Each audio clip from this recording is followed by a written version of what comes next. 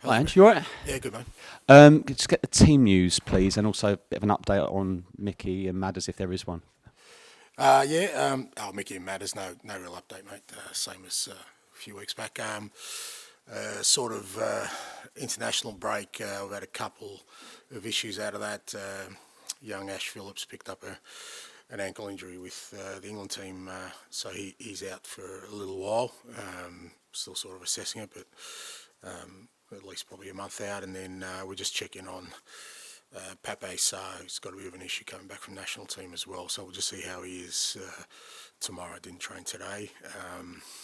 Aside from that, I think we obviously Biss is suspended, but we'll get Destiny back. I think everyone else is okay. Obviously, off the back of a Wolves defeat, you had the international break as well. And I keep reading articles that Tottenham going to play a different way after losing Van der Ven, Maddison. But you keep saying this is the way you want to play. Do you feel like people aren't listening to how you want to play the game? No, I don't think it's whether people are listening or not. I think it's fair enough. When obviously, our last two results haven't been great. But I guess my point is that as I've said all along, we're at the beginning of trying to build something, and I think it's always important wherever I've been in the early stages that you stay really focused on that, on the kind of football we want to play, the kind of team we want to be, and not allow short-term sort of results, good or bad, either way, to kind of influence how you're going. And like I said, but people will always kind of question and I guess scrutinise my approach or our approach. I understand that, and it's not really about me trying to convince people about what we're going to do. It's more about sort of internally making sure that the players, the staff, we just stay on course. Obviously, another injury then at the back, Ashley Phillips. So, and you've got people in now in terms of the recruitment and the scouting. Has there been meetings over the last few weeks in terms of with January approaching about any incomings, just making the squad a bit stronger? You've had some bad injuries. Yeah, no, we're obviously, they all sort of, I guess the challenging bit for us, they all came at once. It hasn't kind of been staggered. So, but, in terms of January, the planning's well away with that. Obviously, Johan has come in and he's leading that in terms of all the background work. And, my involvement won't sort of ramp up till we get closer to sort of January and understanding exactly what our requirements are at the moment. All that work's been done in the background, and with Johan leading it, and he's obviously brought in some people as well to help him in that area. We'll work with him when the time's right. Premier League clubs have voted against a temporary ban on loan deals between associated clubs for the January transfer window. What do you think about almost half the Premier League clubs owning other clubs? Is it good for football? And do you think Tottenham maybe are at a disadvantage because they're not in that situation? I don't know. It's hard to say. I mean, this whole football landscape is constantly sort of evolving and changing. It's certainly a lot different to what sort of even in the recent past, the traditional model of ownership of football clubs. It's changing, and I think all football clubs are looking at different ways how they're going to structure themselves. It's not a space I spend a lot of time thinking about because it's stuff that's kind of out of my control, and really, I try and deal with the structure we have in place here, and there's a pretty clear structure in here, at Tottenham about, the way the club's run, and that's kind of where my focus lies. Cheers, Ange. Thanks, bud. Rob. And just ask you about Jamie Donnelly. He's been on the bench against Wolves last time out. What have you made of his season today, and is he someone who's potentially close to making his first team debut?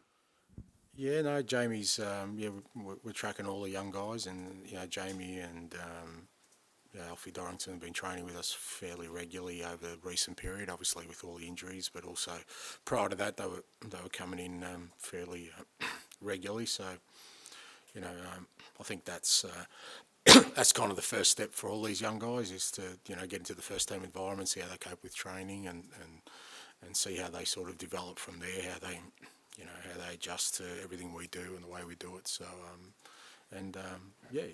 look, we're down on numbers obviously, so guys like him will get more of an opportunity to make an impact, like I said, at training, and if he continues to do that, then the opportunity will come for him.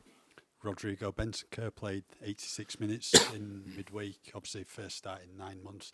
He's had the long trip back from his homeland as well. How's he reacted to that, and what condition is he in ahead of this weekend? Yeah, no, he's fine. He trained this morning, it was good for Roddy to play. He was really keen to get back into the national team setup. I mean, obviously, he was keen to get back with us as well, but he obviously missed a fair bit of that national team, and it's something he feels, like most players, I guess, really proud about representing his country. So, and the fact that he got an opportunity to start, I think it's good for us. It gives him that confidence that he can get through a game. Obviously, that he hasn't happened with us, but he's sort of increased his game time. So, I'm assuming he's come out of it, with even more sort of confidence about himself and where he's at, and that's good for us. I think that's a positive. As it's been such a stop-start season for Tottenham so far with the 3 international breaks, how much are you looking forward to just this continuous period of football now? Yeah, look, I mean, I guess we're in the same boat as every other club. I mean, it is a bit weird. You kind of play sort of a series of games and then the guys go away. And I guess probably more challenging for us in that like I said, we're still in the early stages trying to build something, so you don't get a lot of momentum in it. So as you said, now we've got a sort of clean run right through till March. So gives us some time to work with the guys. Thanks for that. Charlie. Just wanted to ask about another player who's on international duty, Gio Lo Celso, and how he's been coming back. Obviously, he had a pretty intense game, a lot of travel, and how he's looking for Sunday. Yeah, again, like all the other international guys, they all trained this morning, so there was no issues with any of them. The South American boys were the last ones to get in yesterday, I think, along with Pape. So, but Emerson, Gio, Bentancur, Romero, they all trained sort of this morning, no issues. And Ollie Skipp, I wanted to ask about, obviously he started the first game against Brentford and then hasn't in the league anyway since, just how he's looking, how he's shaping up, and whether he could help with the midfield absentees. Yeah, no, Skippy's been working hard at training. He's one of the guys who's obviously stayed back with us. We've had sort of 4 or 5 that have done a lot of good work the last couple of weeks. And look, he's working hard. He's sort of waiting for his opportunity, but that doesn't mean he can't make an impact, and he has made an impact coming in off during games and helping us. And look, the challenge for him, for all the guys, is there's no doubt the way we are at the moment with the numbers we have, they'll all get an opportunity to play. It's about what they do with that. Yeah, just wondered how much of a challenge that is, getting that midfield balance right, because obviously there are a few absentees in that area, and if that's been a headache a bit. Yeah, look, I think the back four is probably the major issue for us at the moment. We're kind of really low on sort of depth there, but like I said, midfield as well. And look, as I said, that's just the period we're going through at the moment. We've got a lot of absences, our numbers are down, but it's also a time where other guys get an opportunity. And from my perspective, in this early phase, it's about trying to expose as many people as we can to see how we cope with playing our football under stress and when there are changes and against different kinds of opposition. Okay, George, please. Hi, Ange.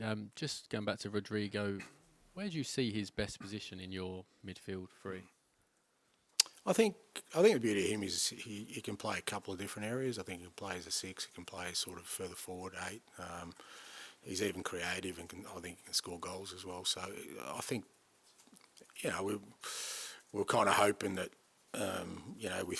with him and Matters and Pape and Biss, Pierre, sort of, we were well stocked in that midfield area for kind of different kinds of combinations. But obviously that's been disrupted a bit. But look, like I said, I think the key for Rodrigo is just to get him back to that level physically and mentally where he feels really comfortable about, sort of playing at this level. And I don't think he's far off it, from what I've seen. And again, certainly over the next sort of few weeks, he'll get that opportunity. Tottenham fans have generally seen him as kind of a box-to-box midfielder. I guess more of your 8, but he obviously plays as a 6 for Uruguay. Yeah. As he's kind of working his way back to fitness, could the 6th position be a little bit more sort of conducive to him whilst he's not maybe ready to be pressing as he was previously? Yeah, potentially. I think, and it's probably why Marcello probably used him like that in Uruguay, you know, and watching the game and how he played, he did it really well, you know, so you know he can play there. But I don't think he's that far off, sort of, from a physical perspective. You know, being able to play his normal game, you know, whether that's that box to box, as you said. Part of it, I think, is just getting belief in himself and his own body that he's capable of doing it. But from what I've seen at training and what we've seen in games so far, I don't think he's far off it. And just finally, Aston Villa have had a really good start to the season. Yeah. You know, Emery's done really well over the last year. How much of a test will they be? And I guess they also lost 2 players early in the season to injuries and managed to bounce back. So I guess shows that you can get back on a run after a little while. Yeah, no, they've been good since Unai's got there. You know, they've been really consistent with the way they play their football, and particularly, you know, over recent weeks, they're scoring goals and you know, Phil, you know, obviously got a great deal of belief, so it's going to be a great test for us. But you know, we're at home, you know, apart from sort of the Chelsea game, you know, the result there, our home form's been really strong, and we just got to make sure we get back to that. And as you said, everyone's got, you know, we don't have 2 injuries, we've got a few more than that. So, but we're like I said, every club will go through it, and for me, you know, it does allow me to really kind of look at every aspect of our squad, you know, and, you know, you kind of try and do that by design, but sometimes it's just, you know, that's the sort of our existence at the moment, where guys will get an opportunity to play, and it's great for me to see how they cope with playing our football, how they cope with the stress of, you know, playing against good opposition. So it'll be a good test for us, but you know, it's one we have to be up for.